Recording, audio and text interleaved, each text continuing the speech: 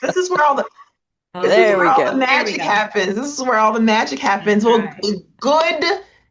It's still morning there. Yes, still good morning, everyone. So glad to see everybody's faces, to see some familiar folks. Different hair, same attitude from September. So we're very excited to be continuing along in our work with the Scranton Area Community Foundation. And so kicking off the first of two learning sessions. Today we'll be digging into listening differently to build a strong case for action. So we're excited because this is about building your backpack full of skills and to make it applicable to everywhere you're going to show up in the world. Okay, next slide. So you're like, Samara, what are we doing today? Oh, I've got an agenda for you. So we'll kick off with some welcome and introductions. We got a check-in question. I'll drop it in the chat here too, so you have it. And so I'm giving you a moment to read the question and prepare your answer. But today, the bulk of our time is thinking about the foundations of listening differently, right? To build a stronger case for action. And listen, y'all, we listen all the time. As my grandmother used to say, two ears, one mouth, is so you can listen twice as much as you talk. But the reality of things is that we don't always listen strategically, right? And so a good bit of this session is learning how to listen in a new way. So that's why we're calling it listening differently, not just for information, but for insight, emotion, and the deeper cues. So that's a key word, a deeper cues that help us build public will for the solutions our community deserve, right? So we'll explore why strategic listening matters. We'll introduce a simple framework that you can walk out of here and begin using today, not tomorrow, today. You're today years old. We'll practice, do a little bit of practice, and then we'll connect that to overall what the kind of strategic case making process looks and feels like. I'm going to warn you, this is an interactive workshop. I'm glad Rebecca made coffee early because I'm going to activate all of the caffeine, right? And because so much of this, and I love that we're a small but mighty group today because it allows for us to do some of the deeper interaction. So no hiding, y'all. So everybody's got the right answer, and we'll find it today. So we know that all of us, we kind of respond to listen. We listen to respond, but we don't listen to understand. And so that's what we're going to dig into today in the bulk of our time. And then we'll close out and talk a little bit about what's coming next for the next session that we have together in December. Sounds like you're in the right place. Sound like okay, no one's like, oh crap, uh-oh, this is not what I signed up for. So check-in question. What is one thing like capitalize KNOW, with knowing that you can only get in the Scranton or Napa region, right? I'm acknowledging I've learned so much about the region, all the different sections. I'm like a Pennsylvania like aficionado now. Right? What's one thing where you're like, somebody asks, if you're coming here, you can only get this here. Maybe it's a food, an experience, whatever. And how does it affect your choice to live here? Mm. So I'll give us a second to ponder, half a second to ponder, and then there are no right or wrong answers. I don't know. I don't live there. Like, I don't know.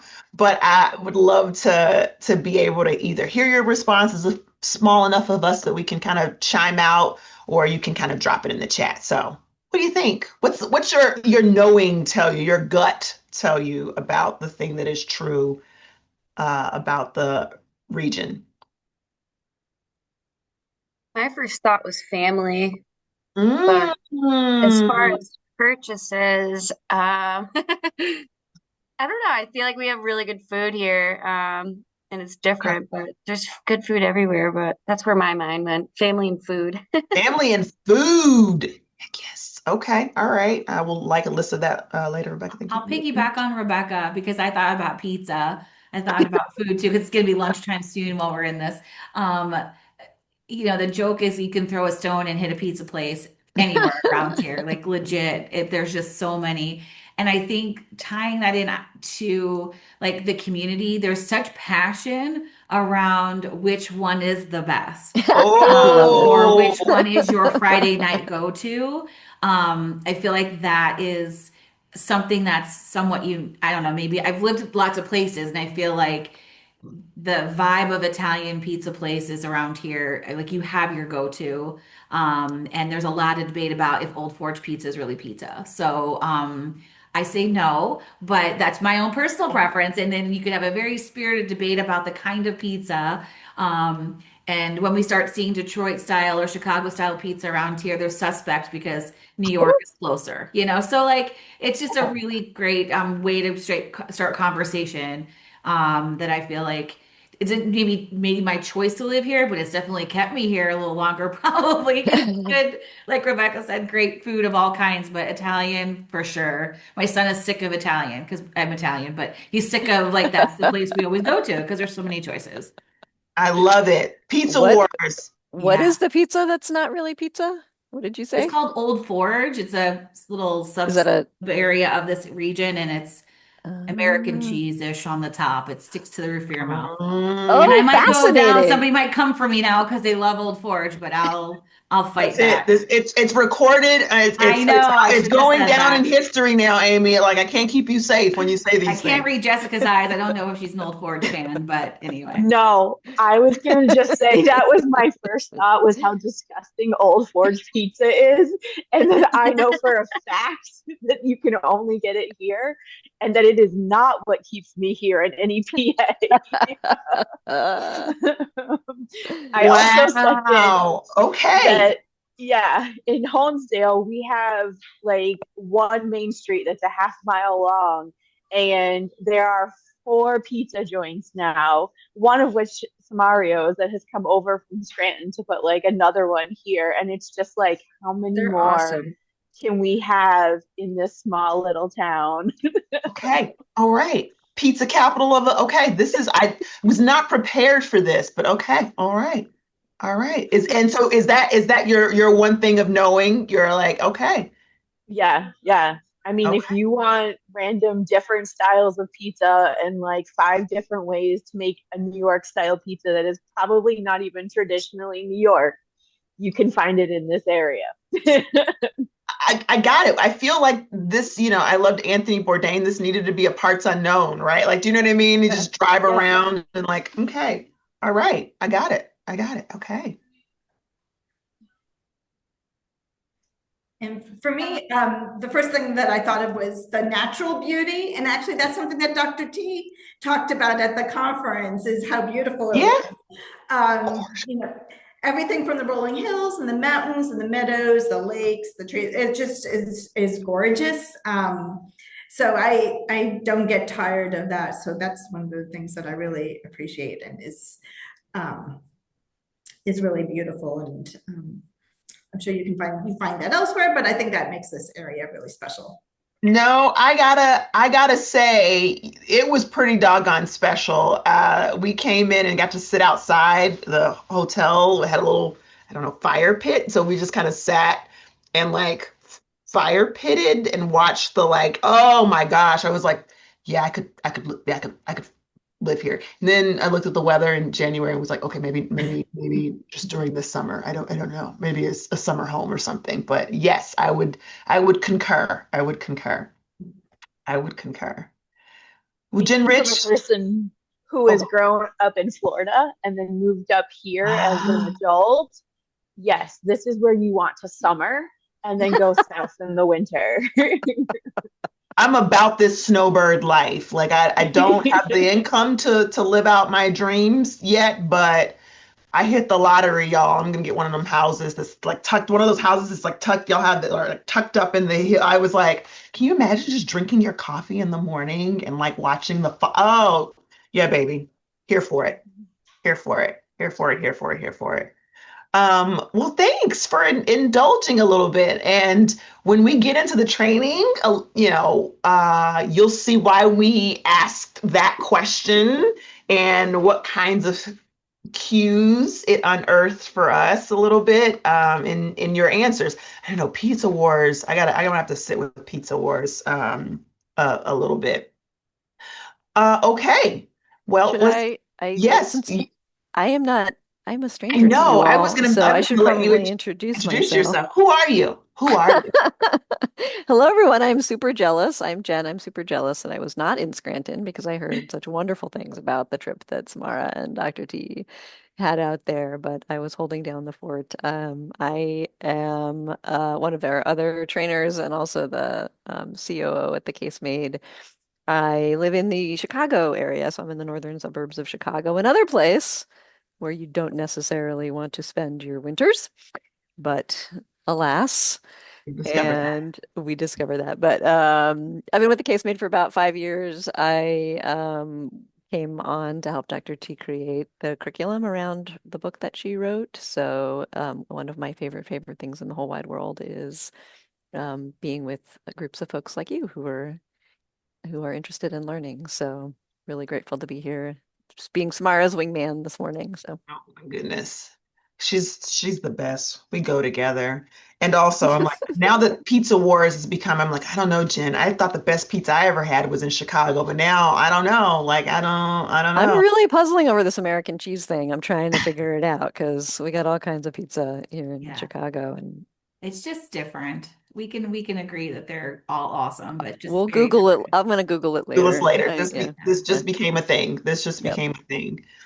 Well, hey, we can go on to the next slide. So I think just as a quick, reminder, who we are. I say this all the time that, and Dr. T talked about it a lot while we were together, that these are extraordinary times, right? It just is. I do jumping jacks every time I say the word unprecedented, so I won't use that word. But the extraordinary times call for courageous leaders and good troublemakers. And you are the heroes that we need right now, today, in this very moment for such a time as this. And if you recall, Dr. T kind of reminded us in her keynote, I'd say Dr. T and Harriet Tubman, right? That in this moment, we can't go backward, right? And we can't stay here. And so we have to move forward and reimagine how justice wins. The thing that I will say is if we're going to reimagine how justice wins, there's no better moment to learn some new skills to apply to this new future and apply them immediately. And I think that, most of us will say that listening, and particularly listening in the case making format, is listening for what people care about, what's getting in their way, what helps them move forward to action. And we don't consider listening just a thing you do, it's a leadership tool, right? It's not just a courtesy. So our team, you met Jen, our little motley crew. This is how we work with courageous leaders and good troublemakers. We launched a learning journey toward bold situations in September during the NAPA Learning Conference, and so now we're just moving along in our pathway with y'all. We're learning some deeper strategic case making skills. So our hope is to kind of stay with you all the way through the journey and working together. So I just want to remind you that you're the good, courageous leader and the good troublemaker right now in this moment. And this is actually the right moment to be doing the deepest learning. So I'll say all that to say, and we'll be with you as far as you'll let us go, maybe minus the cheese. I don't know. Okay. So next slide. We showed this, if you all remember, the callback. I don't know. I can't remember yesterday. So if you say to me, Smart, I've never seen this before. If you tell me it was up in September, I'll believe you. But we call this all the time our rainbow, right? This the rainbow slide. It's our great grounding slide, if you will, right? And so as just a quick refresh, maybe you got up and got coffee and went to the bathroom while we were talking about this slide. So I'll just pretend it's the first time you've ever heard it, right? Um, Most of the time when we approach people to join us, to join our cause, right, we're asking them to make a choice, right? The two tomorrows, we call this, right? The choice on the right, toward the rainbow, is to start walking with us down a path toward a better future. And so we're working on all kinds of things, right, that move us forward toward a path to the future, right? Housing insecurity, food justice, environmental issues, all of the things, right? I just have a few samples, right? These are the paths, right, that we are asking people to join us with. However, you've got the path on the left. I like to joke and call it the path to Mordor a little bit. It looks stormy. It's a little cloudy over there, right? And the choice on the left feels like inaction. Or worse, we call it a little bit of opposition, right? We know what that feels like, the friction, right?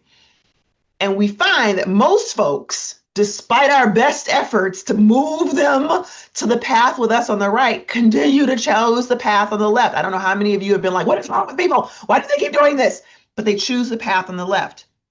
Why? Why do they do that? Like, why, we have a lot of social science that tells us, right, that it's rooted in the way our brains work, right? Change is scary. We don't like to move. There's a lot of things, right? It seems impossible. It's really hard. We can't compute. We don't know what's actually going to happen.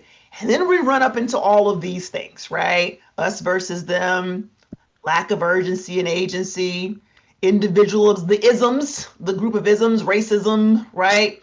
Ableism, folks are distracted. They're just distracted or they're just exhausted. I don't know how many times I said, I'm so tired, I'm so tired, I'm so tired.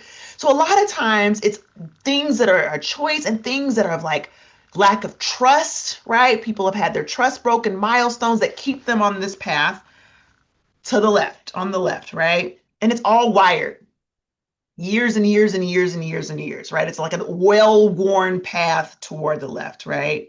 So it's really hard to get people up and over to the path to the right, right? And so what strategic case making is a set of skills, a set of principles. We kind of walked the 10 principles when we were together in September, right? That helps us be able to shore up the bridge, because there's a bridge between our potential champions and our actual champions. And I love this little break in the bridge.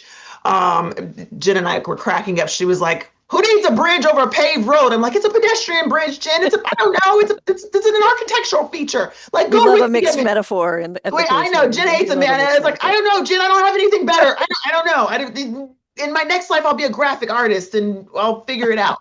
But where I like to think about where strategic case making does is sit in this little break, right? Between the how we lead our potential champions, all those folks on the right who are locked into the path on the left to our champions. So it's a set of skills, right, that helps them bridge that gap and get them to the rainbow, right? And it helps them move forward. It helps them get into the heart space right away. It positions our why, the why we do all of these things, in an affirmative, positive way, and it helps to establish our shared stake. It helps them see like, oh, well, you know what? Firearm safety should matter to me because, right, all the above. But it helps people align. It helps us better align their aspirations because every person we meet, right, has an aspiration. They have a higher goal to achieve with our work, right? And so that's what we're doing. We're just holding up the bridge. We're just propping the bridge with our strategic case making work. And that's it. And so the skills that we are teaching, particularly starting today with listening, is how we begin to build the little pavers across holding that bridge together. Sound good?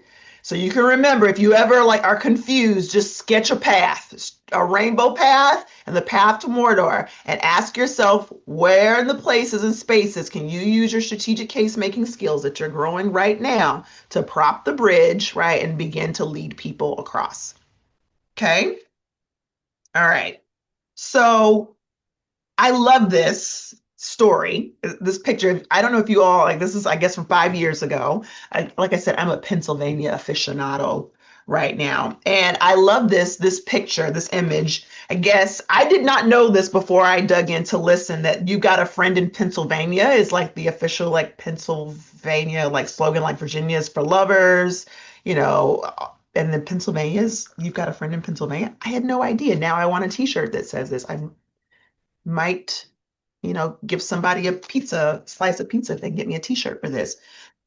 But this is a picture of Ray and Larry Werner, who were Larry was the originator of the You've Got a Friend in Pennsylvania kind of ad campaign that kind of helped to really to build that. And that's his son, who at the time of the height of COVID, where mask wearing, right, was all the rage, and there was all the rage.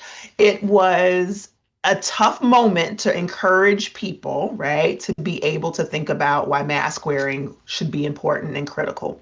And they were listening to all of the ways in which people were hesitant to wear a mask, all of the things. And so one of the things that they thought about as they're listening, their first step, is that what they needed, what people truly needed, was a value to attach their practice to. So their call to action, right, was be a friend in Pennsylvania, wear a mask. Here's one way you can wear a mask. And so often we do calls to actions, right, as social justice folks all the time. And I can give you line and verse of my failings and weak calls to action. But generally, what happens with that is that we often don't build the strong case, enough case, because we don't truly understand what people need. We haven't listened deep enough or strategically enough to be able to hear those values, the stories, the barriers, and where hope lives, and the identity of a group, a collective group of people, a community lives that you can actually catalyze. And this is why this was an effective campaign. So I offer this to you as a example of a call to action that works because it worked, because it was grounded in some deep listening for where the barriers and cues were, and was deeply connected to something that felt communal and as an opportunity to grow. And so I don't know that folks got it 100% right, all the time in Pennsylvania. You'll be the experts of whether or not that was true, but it certainly gave folks who were on that other side of like, well, I don't know if this is for me, masks make my nose itch, all of the things, right? A pathway to thinking about how they could be a better friend to their neighbors during this moment. So that's what we kind of want to be able for you to start thinking about, right? As you think about your calls to action, your campaigns, and building all of those things around deep listening, is that deep listening allows for you to do that. So let's talk about listening. Y'all with me? All right, let's talk about two different times. Here we go. This is kindergarten teacher. I'm gonna introduce, this is your vocabulary list. I don't know if y'all remember, and like you get your vocabulary list at the beginning of the week. You don't need to spell this right, because I don't know that I spell them right all the time anyway, but these are certainly some vocab that if it isn't in your sphere, here's where to add it. Okay, next slide, Jen. Dun, dun, dun, dun, dun, dun. So we have two approaches to listening. Everybody loves an iceberg, right? We've got two approaches to listening.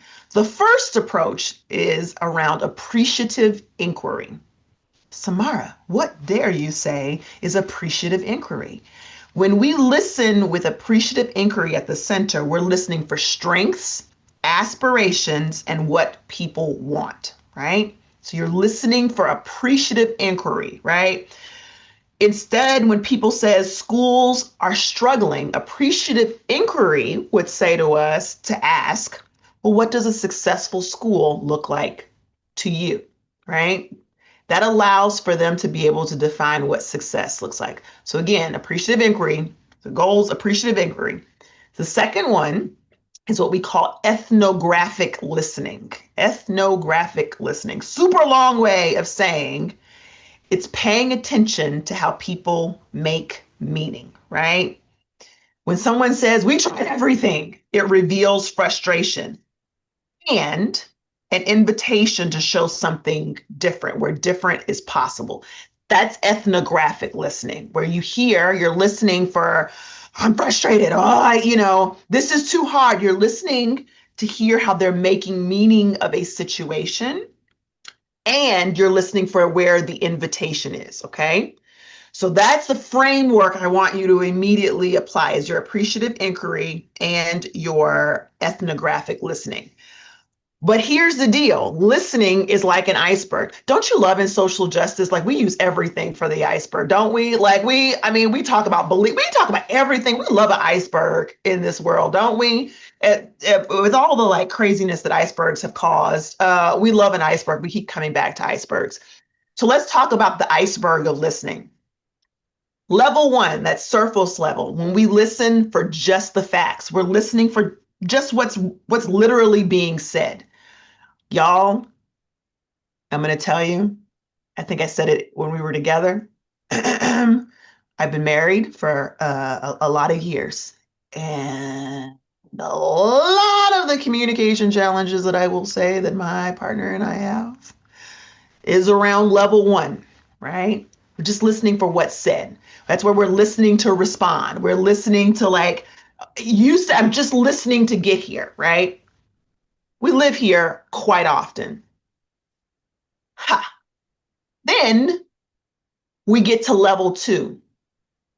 Maybe we go a little deeper where we're listening for emotion, right? We're listening for what's felt. What are the emotions beneath it? If you've ever been through any kind of couples counseling, right? Those statements where you say, I heard you say this and I feel, or it sounds like you feel, right? Like we regurgitate and talk back to those things, right?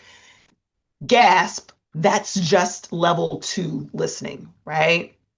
The real work, my friends, is level three. And this is the place we rarely get to. And our work today is going to center around is listening for will, right? Listening for the cues that tell us what is possible, right? What suggests some openness to movement, to change. And so often what happens is I will say, again, a lot of time and experience in all of the things, we generally only live and respond in our work in level one or level two, right? We stick on our, what's name, follow us for more details, or, we do all of those things, but we're not truly, we get into to community meetings, all of those things where we are listening for how people feel. We're listening for what's said. We regurgitate that. We ask survey questions, but we don't come back and do the deep reflective process around what's possible. Listening for what is possible, or for will, the muscle, the capacity muscle that moves the motion of progress forward. Would you say that's true? It's okay. It's all right. If it's true, it's not just me. Don't make me feel alone. Come on, Yana. Like, nah, you know we be doing that. Like, we be doing that. Yeah, I know. So here's I'm not a math girly, but here's a math equation I want you to think about, right? And how we start by getting to that level three listening, right? Socrates, right? We have got to ask better question. A question is only as good as if you're genuinely interested in the answers, right? So how often do we ask questions like, so this is interesting, it goes back to that check-in question we asked at the beginning, right? What makes you proudest of the work you're doing? What do you want to be different about your life 5 years from now? What do you love about this community? Amy knows, Amy and I have done a few sessions. How many times have I asked you that? And you've heard me ask that question, right? Because often I'm getting all of this feedback about, oh, if you tell me you love this, I'm listening for the certain cues that tell me there's some opportunity. Could we do to make this an even better place to live? What are you most worried about right now? What do you think we'll lose if we don't get it figured out? Those are the kinds of level three questions, right?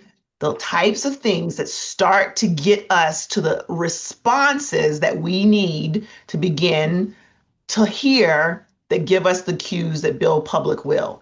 When we show up in community meetings and we ask questions that just invite negative feedback, right? Or just invite quick responses, guess where we're living? We're still living at the surface, right? And then we can't figure out like how did our plan, our campaign not work? How did we run it? Because we didn't get deep enough in our listening. So be like Socrates, ask better questions, right? But here's the other side of the equation. We Jen said this yesterday and I cracked up because she was like, we gotta shut up. And I was like, I'm not gonna put we gotta shut up on the but it's true. Listen and silent have the same letters, right? Because it's the same mandate.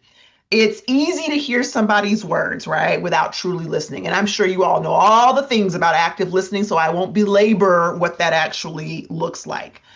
But when we are quiet and silent, what happens is we build deeper trust.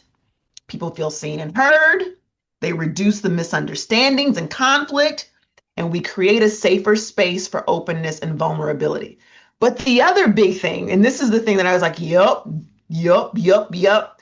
When we get to talking too fast after someone responds, guess what we done? I love this. Like if you all, we're all data folks, right? We're all like data informed. I know it's pretty sexy. We skew our own data when we start talking too soon without the deeper listening, right? Because then what happens, right? That person is just going to give us back what they think we want to hear. And we've missed the opportunity, right? Now can you guys hear that? No. Okay, good. I was like, I think my neighbor's house just crashed in, but that's not, we'll figure that out later. If I hear ambulances, it's fine. It's okay. Either way, we skew our own data, right? We take an opportunity to dig deep and build deeper will and dig in deep. And then we don't wait the time enough for them to get it out. And guess where we end up? Back at the surface, right? And then we're just right back into this loop again. Don't skew your data. Listen and be silent. Ask better questions. So that's the how, right? That's the how, the math of listening. So you got the math. So now you're like, well, Samara, like, what am I listening for? Once people start talking, what am I supposed to be listening for? What's the framework? All right, y'all. You ready? Here we go. Here's what we're listening for. Your case makers, these are the things. Don't worry. You're like, oh my gosh, frantic writing, frantic writing. We're going to go through each one of these, right? These are some, I will say, these are the 10 things we start with when we are listening to you. Every time I talk to Amy, right? Every time Rebecca's telling me about her coffee that she didn't offer me at all, right? I am listening with this framework in mind, right? I am listening for dominant narratives, right? These stories that repeat over time that shape how people think about certain issues.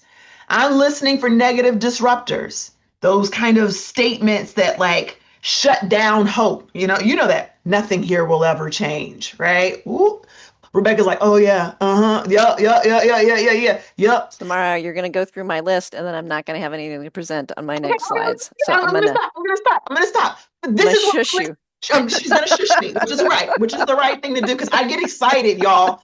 I get excited. I get excited because so often I get for so many years, I get the calculus of that right at the beginning and then fail to really listen for these types of things. So Jen's going to walk us through each one of those with some practical examples. This is a place where I have done enough lecturing where we're going to start picking up with the interactive. I know you love the sound of my voice. But as Jen walks through these things, here's what I'd like you to do. I'd like you to be able to come off mute, drop in the chat where you have other examples of these things and how they show up and how you hear them. Okay? Sound good? All right. Can we also pause for a second and see if anybody has any reflections on what you have just gone through? Sure. Yes. Let me go back to remind you of what we've talked about. Any thoughts?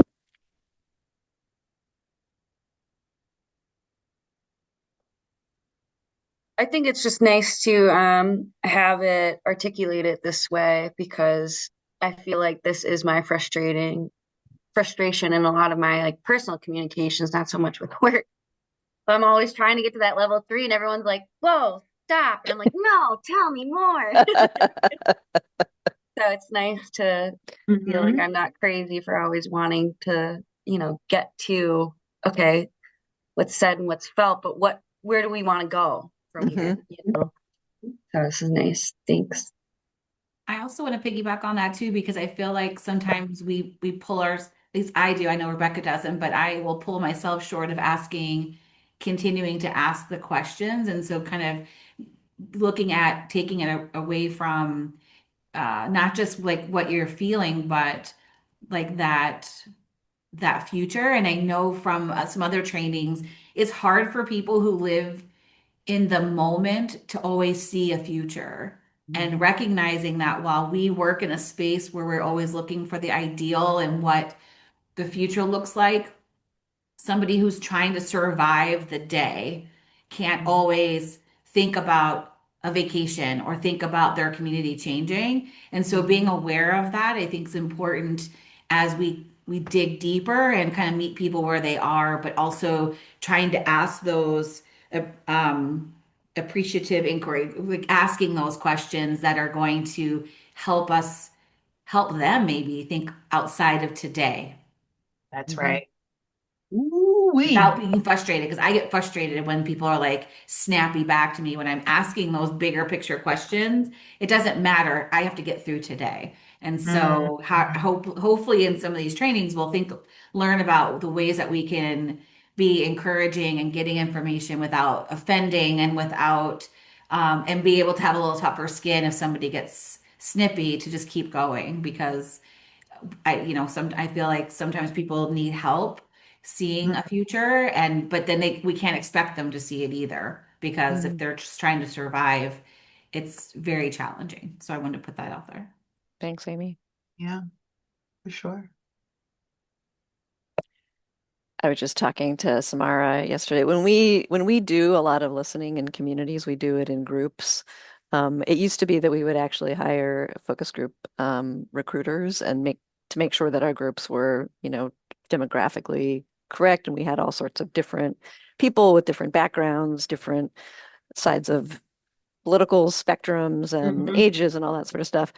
Um, we don't do that as much anymore, but when you go around the room and a lot of our listening is done in a group setting. So when you're asking people, when people respond to you in that way of like, I can't think about tomorrow, I'm just thinking about today. What we often say is, absolutely understand that. Thank you for your, sorry, just to step. One of the things that we talk about is when you're listening, as Samara said, the more you let the conversation happen naturally around you without you as a facilitator interjecting yourself into the conversation, and let the people in the room talk to each other, right, is the best sort of model of this ethnographic approach. And so actually, once you do that, it's not you anymore. It's not the sort of you are actually the one who they're pushing back against. It's a conversation in the room. And that's what you're actually listening for, is what is happening in that conversation in the room. Is anyone else in the room jumping in and talking to that person? Like, what is the actual thing that's happening that you're just listening for? You're not trying to sway it one way or another. You're just allowing it to happen. Hi, Christina. Welcome. Thank you. Sorry, we're celebrating Philanthropy Day here tonight. No Get worries your at all. celebration on. Yes, We were just doing some talking about listening. Hopefully you'll be able to watch thank the you. Yeah, I'll catch first up. part of this and Yeah, move forward. But thank you. Amy just or made a really great comment about how to sort of listen dispassionately when people are pushing back against you with some hard stuff, which happens all the time. Um, so anyway, just like letting the thing happen in the room is really what we're talking about when we're talking about this ethnographic approach. So when we have a room full of people and we're asking them an appreciative question like, what do you love about living here or whatever, people can say whatever they want to say. And I was telling Samara yesterday, we did a focus group last spring in a town in South Carolina. And everybody started talking about all the stuff that they love, which is fairly similar in different communities. You talk about family like you guys did. You talk about the lovely landscape. You talk about the communal nature, whatever. And this one woman in the room says, you know what? I hear all of you guys talking, and I just gotta say, I hate it here. I don't love a single thing about this place. If I didn't have to be here, I wouldn't be here. It's horrible. And, in that moment, you're like, well, I thought, wow, this is going to be really interesting. Like, let's see what happens, right? Yeah. And that's the sort of ethnographic approach to it is like, I'm not, I'm not going to react to it. I'm just going to see what happens. So she said that. Everybody else in the room reacted in a particular way. Some people tried to, like, some people were super empathetic to her. Some people, changed their answer a little bit because she had added so much negativity, like a real negative comment into the space. But what you're listening for, and I'll go into that in a minute, is what happens in that moment when that Mhm. really disruptive thing happens. And that's great. That's what you want, right? That is the stuff of will building is how do you watch that dynamic play out and figure out where the opportunities are in a dynamic like that, in a community or in a space or in a room where you're not invested in the conversation. You're just watching and listening to that conversation. So Yep. so let's talk about that. Whoop, we just lost her. Where'd she go? Um, oh, she's back. Okay. Sorry. I hope I wasn't offending you. I'm like, oh no, she jumped off. But anyway, so that's what we think about when we talk about this ethnographic approach. Like to the extent possible, how can you just be a dispassionate observer of the Mhm. conversations that are happening around you as they play out around you. And the more you can be a dispassionate observer and actually just take notes. We were counseling another woman the other day. She wanted to do a listening session, and she was Mhm. telling me, she's like, so I want to do the first half, I want it to be a listening session, and the second half, I want to, tell these people about the service that I want them to be a part of. And I'm like, okay, so that's not listening, right? Like if you say for the first half of an event, you want to listen, and then the second half of the event, you want to convince them that your thing is the right thing. Like you've already broken people's trust as a safe space for listening, right? Because you're already coming in Okay. and trying to convince them without having processed the listening.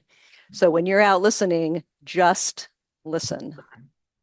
And that's how you actually then you come back and you do the strategic part of what did we hear in when we were doing the listening, and then you go back out and you start building the case that you need to build based on the listening that you've done. So what are we listening for? Are you going to keep me honest on time, Samara? Because I can. I am. Okay.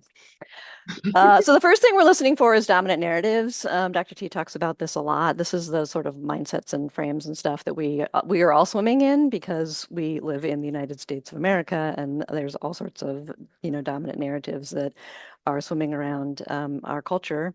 One of them, this is just a cartoon. If I toss the life preserver to you, you'll just become dependent on it. That sort of dependency narrative that Bootstraps. Mhm. boost like just the idea that people who take from the government or from social services are somehow becoming dependent on it is a narrative that's been around since probably the Reagan administration, probably before that, but the Reagan administration way back in my day, back in the 80s, was really big on sort of that dependency narrative that has now filtered through our entire culture, right? So we have to be listening for that.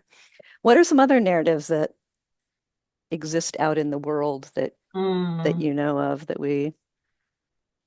you accept. notice?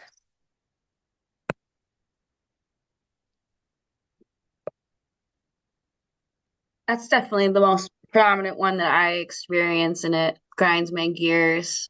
Mhm. And I probably get in a weekly argument about that with my Mhm. friends. Mhm. Uh-huh. Uh-huh. Just drives me nuts. Just gotta work harder. Yep. Samara mentioned the other one, the sort of bootstraps narrative that if we we can all just pull ourselves up by our bootstraps if we work a little bit harder. Also very, pervasive in our culture back from the Puritans and whatever, Hmm. back Hmm. from the when our country was I guess founded is not the right word, but when, back from when the Puritans came over. Yep. Think about education too, dominant narratives. You can't be successful without, a degree. And I think that's changing. Well, it has changed, but Mm-hmm. Yep. Are there any that are particular to NAPA, to the region, right? I like to laugh all the time when people say, Kansas City nice or Midwestern, nice. We're just good people here. Like and it's like, yeah, but like that's not a escape, get out of jail free card. Like what does that mean? Anything that's kind of regionally specific, you think? Narratives? we have the best pizza. Not with that cheese on that, Rebecca. Not with the cheese on it. I'm gonna have to disagree. Well, I think we have a history of being very hardworking, coal mine like Mm-hmm. region. And so there's I think challenges with immigration and people who aren't from here. Mm-hmm. And that like, if you're from NEPA, you're hardworking, you worked, Mm-hmm. you earned what if you have a home or you earned what you have. That's a Mm-hmm. dominant narrative that I've experienced. And I'm not from Northeast PA, so Now Mm-hmm. that you know. you hit the nail on the head with that for sure, I Mhm. think. I agree. That's really funny. That's here in my community too. If you weren't born and Interesting. raised here, then you're not from here and you somehow have less of a say in what Yep. happens Yeah. here. I think that's pretty pervasive around the country. Yeah. hmm Thanks, Amy. Mhm. There are others. I don't want us to get stuck here because I know this is sort of a hard concept to grasp, but a lot of another really sort of hard dominant narrative to get over that I know all of you are dealing with is a scarcity narrative, Mm-hmm. right? There's not enough to go around. We can't solve this problem because there's not enough, right? Mm-hmm. Mm-hmm. Is one that we struggle with a lot in this country. Another dominant narrative is the government should take care of that. These dominant narratives about what the government should do and the government should be able to fix and all of that sort of stuff. So we'll give you a list of some of the more pervasive dominant narratives in the culture. But as you're out talking to people, a lot of people don't say this straight out, right? They don't say these things, but all of these things exist in our minds, right? Because we grew up here, and no shade, right? Like we all have this in the back of our minds because we have swam in this culture for our whole lives, right? So as you're talking to people or as you're in groups and you're listening to people and they say things like what you just said, Amy, about how, well, if you're not from here, Mm-hmm. whatever, like just jot it down. Like, and as you're sort of listening, jot down the things like if there's a very strong narrative in your community about how there's just not enough to go around, like, how would we ever be able to pay for that? But there's just not enough to go around. Mm-hmm. Like, okay, we have a problem with scarcity narratives in our community, and we're going to have to figure out how to build a case that gets at those scarcity narratives. Yep. So that's the first one. The second one we talk about a lot are the negative disruptors, which are the objections Mm-hmm. or statements of resignation. One of them from this cartoon is, "We tried that already." How many of you have heard we tried that already? Uh-huh. Uh-huh. Uh-huh. My favorite is nothing ever changes. We did that, nothing the companion to it, nothing changed. We tried it and nothing changed. Yeah. So when you're out in the world and you're listening and you're like excited to share an idea and somebody says something and it literally sucks all the oxygen out of the room and stops the conversation dead in its tracks. What are the things that people say in the Scranton area that like what do you hear that like you're like, oh yeah, this is so great, we're gonna do this, and somebody says, what do they say? Mhm. That's what we should call it. Sucks the air out of the room comments. Mm-hmm. What have you heard this Maybe week? I was going to say this doesn't, I don't know, maybe this is just my mindset because I work with youth and I am like science teacher by trade. And so my brain is never, when people come at me with this, it's never like the end point. It's the jumping off point for me because I'm used to science, and science is you fail and you get back up and you see where you can fix it, you see where you can change it, and you try again. Mm-hmm. So even though this is a negative disruptor and people think like, nah, nah, I'm done. For me, this is not one of those examples of like, all right, well, this is how we're going to change it then. Let's see, like that leads to that third level questioning of, okay, well, now what can we do then? Yep. That's right. That's right. Thanks, Jessica. I'm glad you're one of the disruptors of the disruptors.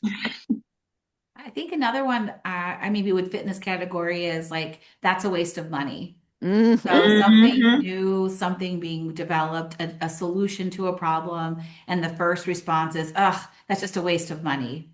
Yep. Absolutely. Yep.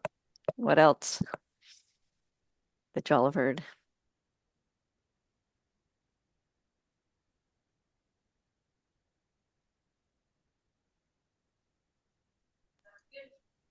I think it's just the culture of like, well, this is how it's always been done. I was just So thinking that. Yep. we can't do it differently because it can't be wrong because this is how we've always done and it's worked up until now. So why isn't it working now? Mm-hmm. Mm-hmm. Mm-hmm. Mm-hmm. And going back to the scarcity, oh, well, we don't have the money for that. We don't have the staff for that. We don't have the resources to do that. Yep. I love it. Anybody else thinking about? Once you start thinking about this, you can't unsee it. Now, when you go out into meetings, you will start noticing what the negative disrupting comments are, because and that's exactly what we want you to do, right? You're in a meeting. And the thing that we talk about this when we talk about our pivoting session much later on in our curriculum, like to be able to like note down the negative disruptors that you hear most often and actually prepare for them because you know they're coming That's is right. the case making skill set, right? So just starting to notice them, and they often come from our own allies, Mm-hmm. right? It's not necessarily the opposition in the room. It's the buddy sitting next to you who's like, ah, man, we tried that like 5 years ago and it didn't Yep. work then. Why do we think it's going to work now, right? And so disruptors come from all around us. And sometimes you start noticing that you're the one that's actually disrupting, and you're like, oh, I was stop, gonna like, say stop being a sometimes disruptor. you're the negative disruptor You're in the the negative room. disruptor. Yeah. And I would add quickly just that like it's objections, outright objections, but it's these statements of resignation. And statements of resignation are a little more, I think, a little bit more insidious, but you'll know it because it sucks the hope out of the space, Mhm. right? Like if you come into a sentence and there's hope and they're kind of like, well, I just don't know that we have the time to be able to take this on. That is a statement of resignation, right? It is not an outright disruption, but it is a statement that just kind of resigns ourselves to like the here's how it is, but it sucks the air. It's like a hope vampire, just and So, those happen quite as often and as perniciously, but we often don't recognize that that's what has happened when we hear it. so Yep. jot them down. So Jot them jot those down. down as you hear Running them. record. Running Yep. record. I'm gonna speed up because I realize that it's gonna take me forever if I spend this much. So the next the next series are some that actually these are things that Dr. T coined early on in her career.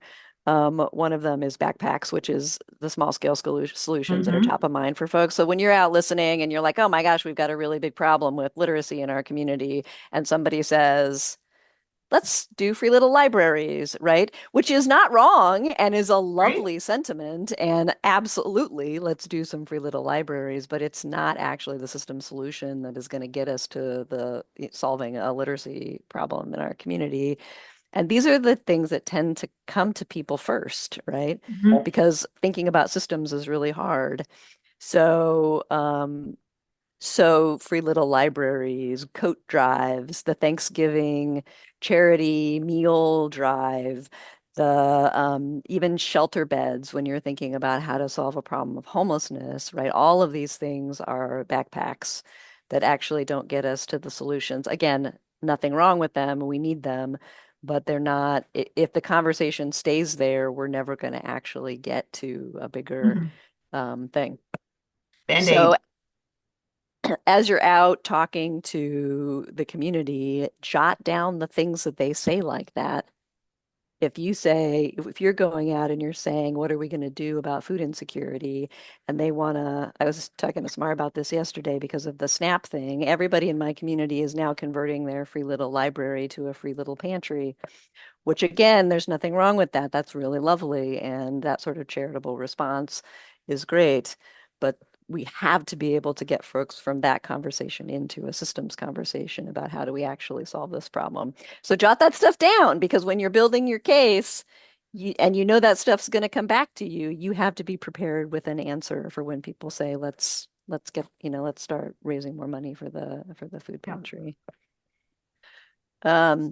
Backfires, that again is Dr. T's coined the term. I guess didn't coin it. The term is around, but she uses it a lot about the ways in which our current messages are turning people away from our cause. And we do this in so many different ways. It's in all of our messaging and the calls to action that we were talking about earlier. But the one that I think about the most is climate. With climate, we scare the crap out of people over and over and over and over again with our messages about climate, right? And it backfires every single time because of the ways that we know that people's brains react to fear, which is to shut down, right? Yeah. And so every time we put out a message that scares people, we are shutting people down.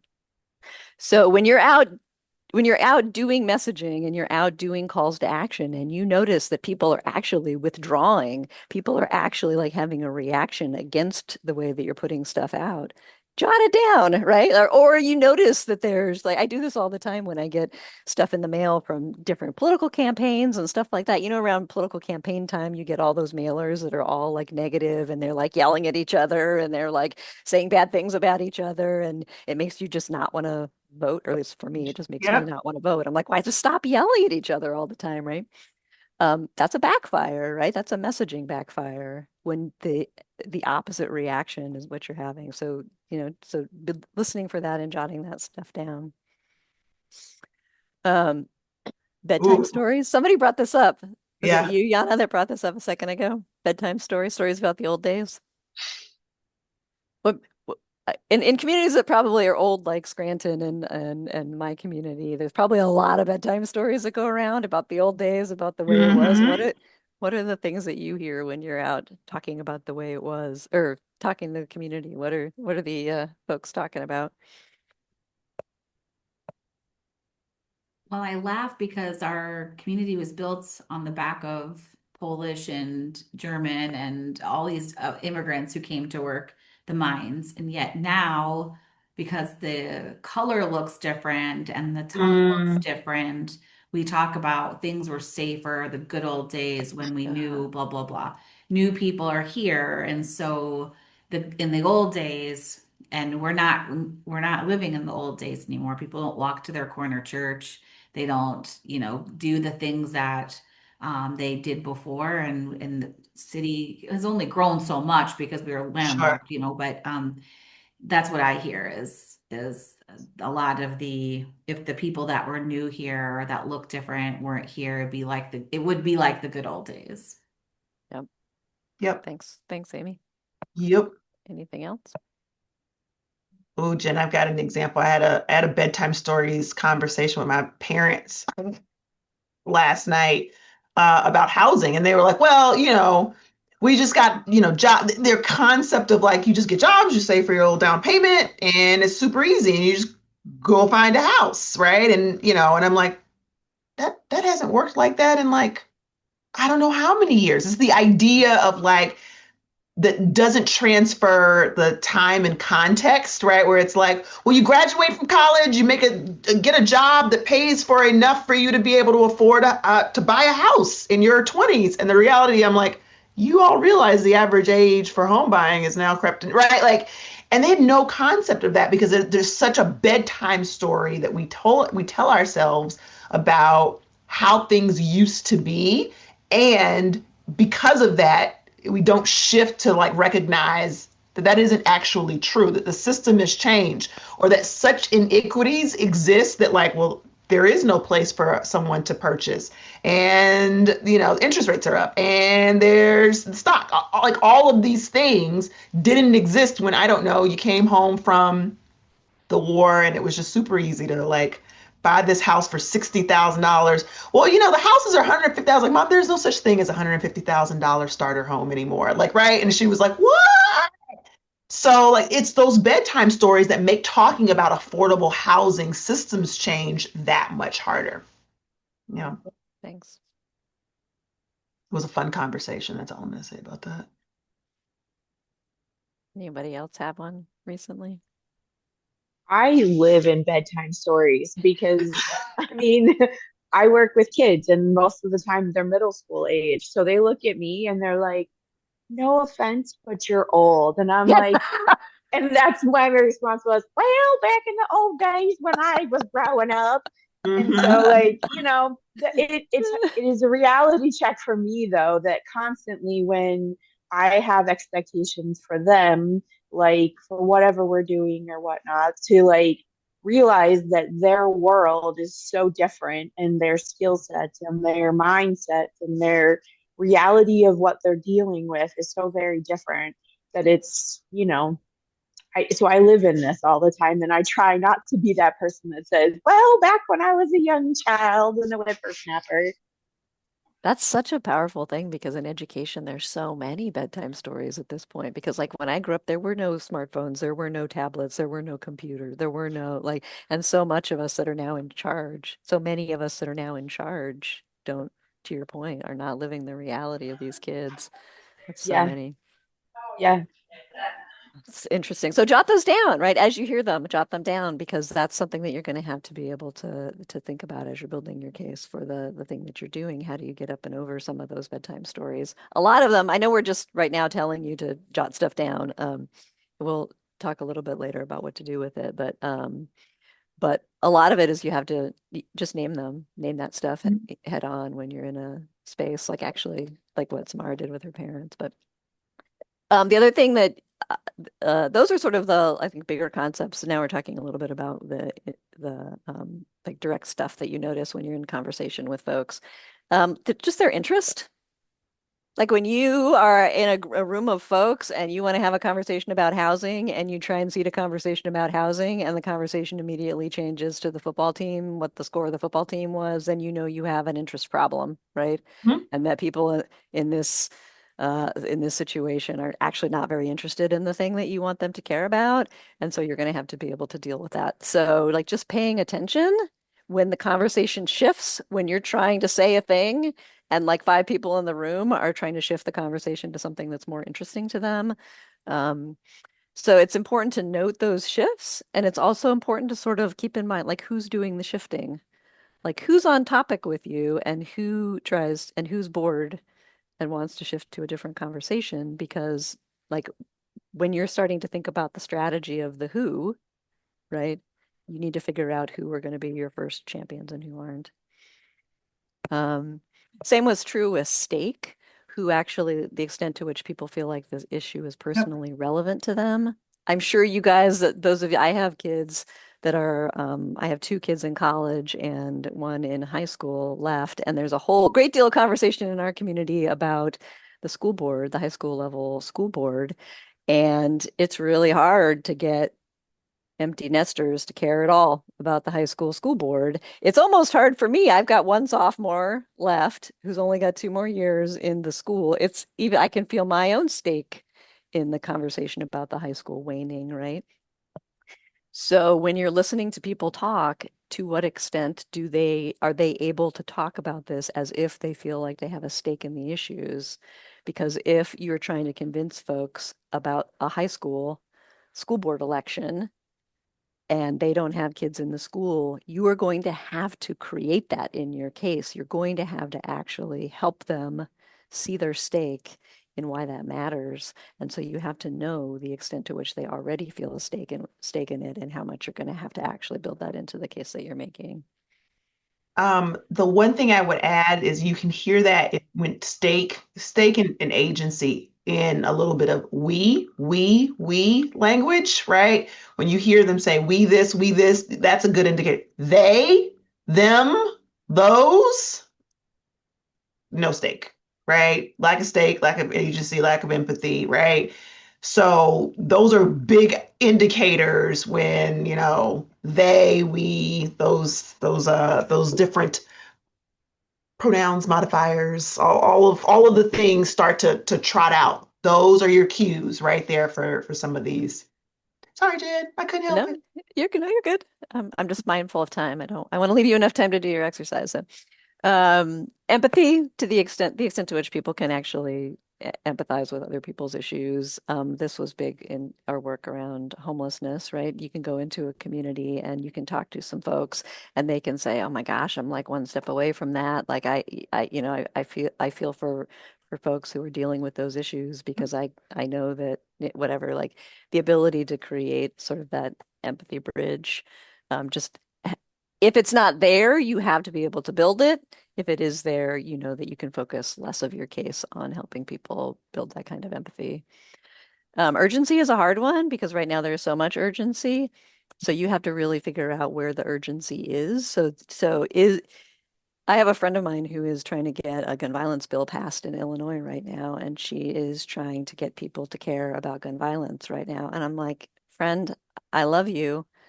That is not urgent for anybody in the state of Illinois right now because of things like SNAP benefits, and we have a bunch of immigration enforcement going on in our community and all of that sort of thing. So if as you're out talking to folks and you're like, hey, gun violence, and they're like, hey, but SNAP benefits, that you're either Mhm. you're going to have to put your thing on pause, which is what I suggested that she do, or you're going to have to be able to tie the two things together with some urgency, right? So knowing where the urgency in your community lies and being able to pay attention to that in the conversations is really important. And I think this is the last one. Agency, the extent to which people feel like the issue is within their power to solve. I think we talked about this a lot earlier, but like I love Habitat for Humanity because it's like a bunch of people like solving a problem. So, but when you go out and you have conversations with folks and you want to have a conversation about healthcare and whatever, and everybody in the room is like, "Oh my God, there's no way. Like I have no power over that. I can't fix that. What are you, right? There's nothing I can do for that big problem. Like that's all."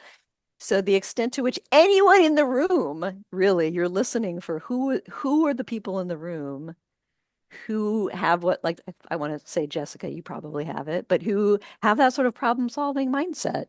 Like, well, actually, there are some things we can do. We can do Mhm. this, we can do this, or the people that say, well, that's not that much different than what we did during COVID. And if we figured it out during COVID, why would we not be able to figure it out now, right?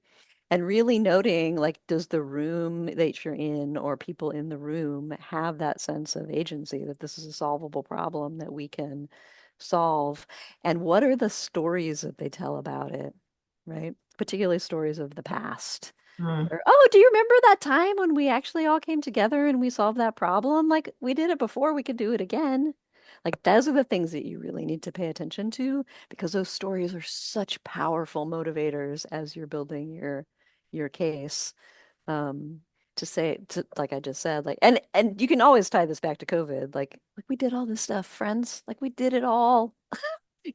Like all of these programs that we said were impossible, we built them during COVID and we helped people. And so listening for that sort of thing in the room, like who are the people that feel empowered? Where does the all of the power drain out of the conversation? Because you're going to Mhm. have to be able to build that back in the case that you're rolling out.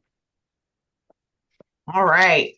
You guys feel good about the overview? Any questions? I want to pause and ask, like anyone where you're like, I don't know if I quite understand this one. Wait a minute.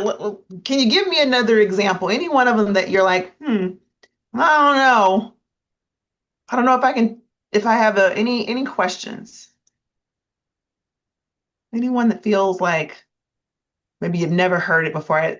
Jen and I were laughing yesterday about agency. I was like, a friend whose English is not not her first language. She was like, Samar, you keep talking about agency. What is this agency? Like, I know agency is like an organization. I'm like, oh yeah. So yeah, that's it means several things. So I remember being like, it's just how much empowerment, like people feel like we can, it's the Rosie the Riveter, like we can get it done, right? How much of that do you feel? So, but any ones that need clarity or you want to spend some time kind of kicking around a little bit more? I was going to ask during the backpack conversation if, Yeah, because right now, you see those organizations or individuals that are jumping up, businesses who are providing free pizza, the SNAP, recipients are turning like this example sure. you shared. I saw one on my way to drop my son at school. I had a sign in its yard that said, "Food on my front porch, take what you need." And there was a really cool, like weather covered. Love Um, it. it was wonderful. So, and are the people that are carrying those small scale solutions potential sit at the table problem solvers? And how do we guide those conversations? Because they're most likely going to be that I don't know that I really can make change. I'm just doing what I can. Yeah, that's a so bing, bing, bing, bing, bing, bing, bing, such a good like question. They are absolutely potential champions because they're showing a whole heck of a lot of agency, right? They're responding to a lot of urgent, like they're showing all of the other, right? A lot of empathy. They're giving you other indicators. The thing that we have to do as case makers, though, is help them see that the bigger win, the bigger rainbow is the systems change, right? Like, and that charity is good, but it always leaves us in a space of wanting more, right? There will always be more charity if we only solve for charity, right? In a charitable solution. We have got to get to the big capital S systems. And helping folks understand systems is really hard, but if there's any work we have to do, that's where it has to happen. And helping folks understand, well, let's explain why our SNAP system works the way it is and why it is so fragile and why we can't necessarily depend on it to care for every one of our neighbors, right? And so it helps them to see that their backpack solution, which is great, is actually just a first step toward a longer path toward a solution that you're going to walk with them. Where you can say, and now that we got the momentum, here's the kind of ways, how many people came and took the stuff, off of your porch? Well, that shows us that gives us a little bit of proof, right? That we've got a bigger systemic issue than just every a can of peas every will actually solve for, then you're the right person to help us solve for that. So that's why I said it's all data, like it's all proof points because they're showing you they have agency, they have all of these things, and there's a level of community trust that exists that says I am more willing for someone to step up on my porch and get food, which means that I can actually see a bigger opportunity there. They just haven't been invited in, right? And that's our job as case makers into our cause. So absolutely. Heck yeah, girl. That's where you start with. You go like, I like drive around. I'm like, oh, that church got a food pantry. Okay, that's where I'm going to call them. That's where literally, and they're like, how did you know? Well, you have a food pantry. So I assume that that you are concerned with caring for your neighbors. And so I assume that you want to continue to do more. And if I can do that, I can breadcrumb you right down the path. Sound right?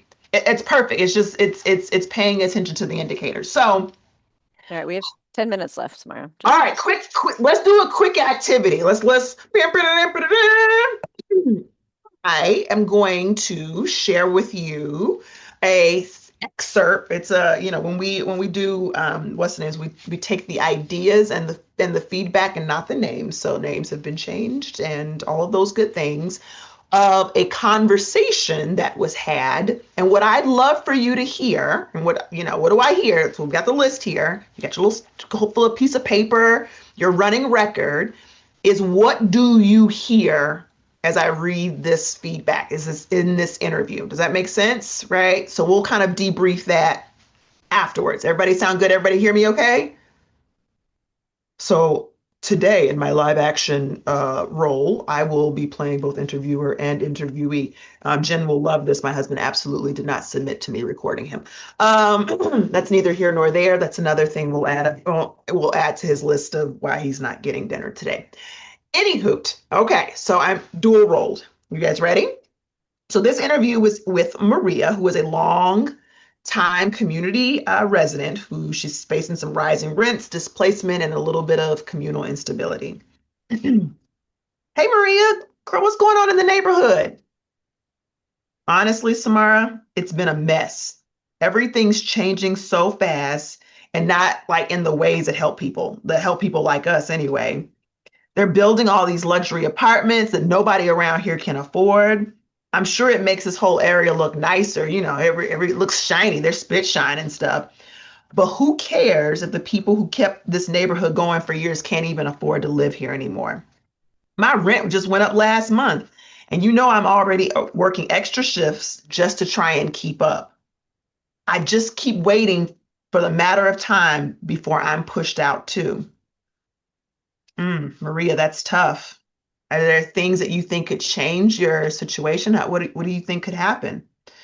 I don't even know anymore. People just keep saying that's just the market. Like folks are supposed to accept that and be grateful for whatever scraps we get. And the city, I mean, you know how the city is. They hold these meetings and they talk a big game. And, I've been to a few of them, but nothing comes out of them but all these fancy presentations and a bunch of stuff I don't ever understand. And I keep walking away thinking, all right, but what now? Like, what are we going to do now? What's going to happen? And I just keep wishing that somebody needs to do their job instead of protecting us and making it all about the numbers, because it's always about the numbers. Well, Maria, do you think things can get better? Like, how do you see better looking? I don't know. I mean, I like to think so. One of my neighbors started this little tenants thing, and she's all amped up about it, like just us getting together. And sometimes I go, but sometimes I feel like we're just yelling in the wind, like we're just shouting to nobody. But I guess it's better than doing nothing. And I don't know what to tell my kids who keep asking if we're going to have to move. And I try and tell them I'm doing everything that I can. But, I don't know. Maybe if more of us speak up, something will shift. Or I don't know, maybe it doesn't. It's just hard to keep believing when everything feels stacked against you. Okay. End interview. What did you hear? Tell me some of what you heard. And I'm chuckling because I'm sure many of you have heard sentiments like this. This is not, unique to any community. It's every town, USA, I feel like right now. But what are some things you heard? No wrong answers. I heard she's feeling defeated and kind of helpless, Okay. almost hopeless. Almost helpless. So Well, would you helpless, almost hopeless. help? Oh, got you. Sorry. Where would you want to put that? Where would you call that? That stuck out to you? Where would you say that's I would think negative disruptor and a bedtime story. Um, okay? I I've been to think. yeah, I've been to meetings, nothing happens, right? Nothing ever Yeah, happens. nothing happens with the negative disruptors, and then the bedtime story of just like, art, they're not going to help us because they only Okay. care about the numbers. Yep. I'm yelling into the wind. Everything is Yeah. stacked against me. Yep. Okay. What else? I heard an us versus them, so the stake. The Mm, developers, making it shiny, the them, and then us, those who've been living here. that's right. That's Um, right. and I also put under the dominant narrative, the always about the numbers, because Yeah. I feel like can fit in that space as well. That's absolutely, yep. Or that's just the market, right? Like, hey, the market. I always laugh at that commercial. I'm sure y'all have seen it, the Geico one where he's like, what even is the economy? The kid asks, what's the economy? And he's like, and nobody can explain it. It's just the economy, right? Yeah. What even is the market? Yeah. What else? She Also, has, oh, go ahead. sorry. I was going to say also agency, that they Mm, feel like things are stacked against us. They feel hopeless. When she asked Maria, do you think things would change? And she said, well, maybe if more of us get together. So she was felt hopeless, yet maybe if she banded together, that they could create some agency there. Mhm. that is what we call a will building cue, right? That's a thing to build upon. Ding, ding, ding, ding, ding. Maybe if enough of us speak up, right? Yep. Jessica, Jessica. you Yeah. I was just going to say the mention of worried about being pushed out. So that Mm-hmm. kind of shows that, you know, she wants to still be there. She wants to be a part of the community, but she's just feeling like this push of exclusion because she can't afford or she can't, you know, do this, and she's not getting any solidity from that. Excellent. Excellent. Y'all are deep iceberg listeners for sure, right? Because that's what you're listening for the things. Yeah, you heard the feelings, but you're going deeper by saying, okay, where's some opportunities, right? So number one, as an opportunity, right? Can we come back and talk to the city about how do you actually better involve people instead of these meetings that are just numbers, right? What does that look like, right? How do we restructure our time? Another opportunity is people need to get together, right? Enough of us speak up, enough of us come together, right? And being able to, that's the ethnographic research of they're going to start making meaning the more they're able to come together and think about those things. So those are the types of things where you're like, I can build on that. I love the like, I could do something with that. And there's always an I can do something about that will building cue. Okay. We got time for one more. I think we can. no, we got three No. minutes. Oh Samara. man, this was so good. All right, that's fine. Here's what I'll do. I'll send it, Amy. I'll send it to you. We got a bunch of stuff. We've got worksheets to share with y'all, like all that good stuff. All right, fine, fine, fine. See, this is why Jen and I go together. 'Cause I'll be like, it's noon, but like it's fine. It's 1 o'clock. Okay. Finally, one of the things I think is really important, right? Because this is just surface level, right? Like we really just are talking about getting the muscle for listening differently and how and what to do with some of the info and the data. Here, another big piece of it is the insights, the ahas, the things that stuck.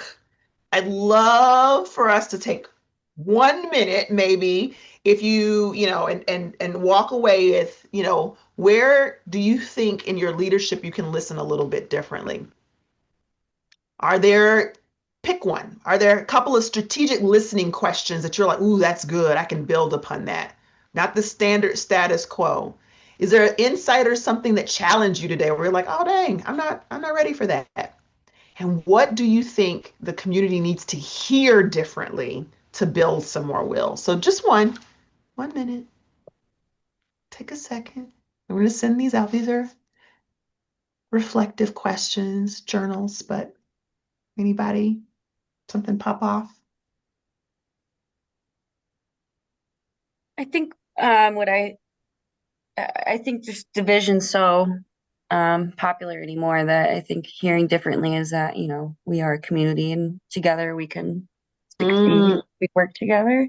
hmm And I think, you know, taking the veil off differences and Yep. making it um, me versus you. It's, we together. Bigger we. We call that bigger we. Yeah. Yeah. Thanks. Thanks, Rebecca. Bigger we. I heard in a conference recently that when division feels low, like when from the big level feels low, our job is to go local. And Hmm so if we can focus on the country's biggest problems really can be solved right here. And so how do we do that? And I think that, oh shoot, my train of thought just left the building. I'm so sorry. I I think feel you. I envisioning feel you, Amy. I feel like where I was going with that was asking that question of like, what does ideally our community look like? What does the solution look like versus Mm, harping on what's our problem? Like, what are we like nagging at the most? If we could remove barriers, what would it what would it look like? ultimately look like? Which I don't think people think enough. Like most people Hmm don't think about, well, what would the solution, what would the ideal be if we could resolve issues? They just want to complain and about the situation. So I think that's my answer. I love it. Okay. Right. Well, Jessica lives in rural, so I'm curious. I know. Okay. I'm sorry, Jessica. Go ahead, please.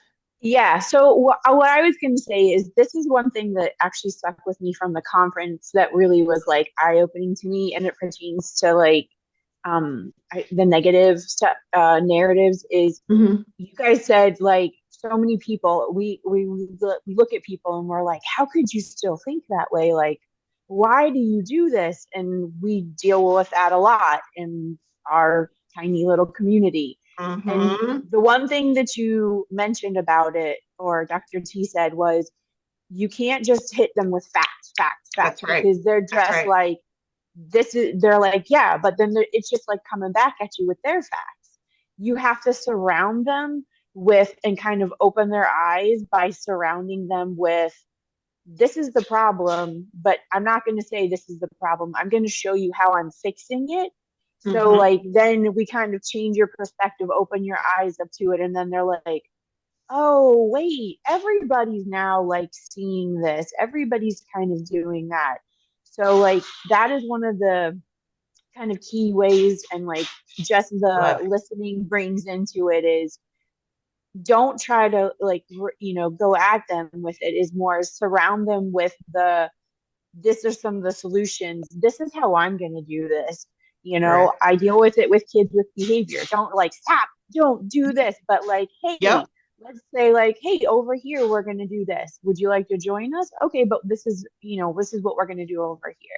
So yeah, it was a really big sticking point from the conference that I loved of, don't try to change people, just surround them with the positive and the good and the way that things should be, and let them kind of come to that realization.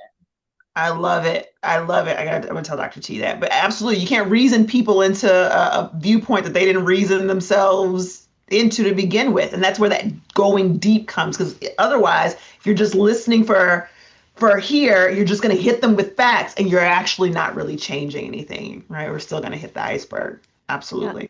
Yana, did you have any closing thoughts? Um, I, I was going to say, well, there are a few things. Like thinking of the questions, like saying, well, what could we do to make this a better place to live? Having them look, okay, being sort of Jessica, what you're saying, like being aspirational, being future focused rather than, okay, complaining, this is the issue, but how can we be solution focused? And also, I like what you were saying is jotting down the objectives, the objections, the Hmm. points, but finding the common ground and how we can build on that, and listening for the cue, being more um, being a better, deeper listener for those cues and how to move things forward. One of the things that I have like that I love about case making is that I can now wade into all the fights on Facebook. And you guys, I'm sure you guys have them too, right? I can now wade into all the fights and Love a just Facebook fight. watch, right? Just watch what's happening and who's disrupting and who's showing some agency and who's showing some empathy. And it is fascinating once you can get to a place of being a dispassionate listener in those spaces and not reactive to what's going on, because you know that all of that is data toward building a different case for your community. And let me tell you, my blood pressure has gone down. I don't know how much by learning this skill set, just because I know that I don't need to react to it. I'm watching for things that are going to be helpful to the Later. case that we're building for the future just Yep. by watching all of this stuff play out. I don't even need to get involved in it. I'm just watching it as it plays out. So anyway, try it in the Facebook groups that are going, or next door, or Oh whatever's man, I happening in your told you to stay out of community. next door, Jen. That's But it is fantastic. it is really fascinating to be like just an observer. We'll send you the worksheet and take the worksheet and be like, oh, wow, there's some empathy. Oh, okay, that person, empathy. Okay, this person, Yep. agency. Okay, I'm gonna need to call that person. I'm gonna need to have coffee with that person because that person actually has like 4 or 5 of these things. Like, that's a Mhm. person I'm gonna need to talk to, right? So, anyway, sorry, Samara. Nope, that's it. So we're at a conclusion. We will be back in a couple of weeks December 4th. to dig in on our second session. So hopefully you'll join us. Jen will come up with something else for us to DJ mix master dance to. Rebecca's gonna get me a cup of coffee, and we're gonna figure out how in the next 2 weeks I can get a piece of weird cheese pizza. Um, But of course, we are always here, and we're excited to be on this journey with y'all. Like this is a path forward. So We appreciate you being with us today. And for anyone who's watching this recording later that wasn't able to join us live, we are thrilled to have you guys back via Zoom on Thursday, December 4th. And the session's unlocking leverage points for systems change. Do you want to just give a quick promo? oh man. A quick promo. So leverage points are like your construction site, right? Bring your construction hat. Here's where we break up the concrete to plant some deeper seeds, right? Like Love it. where, how to look and find for the opportunities all around you. Love it. Yeah. Thank you so very much. And thank you to Jessica for being on live with us and for all those who will watch. And we'll talk with you guys soon. Thank you. Right. Thank you so Bye, much. everybody. Thank you.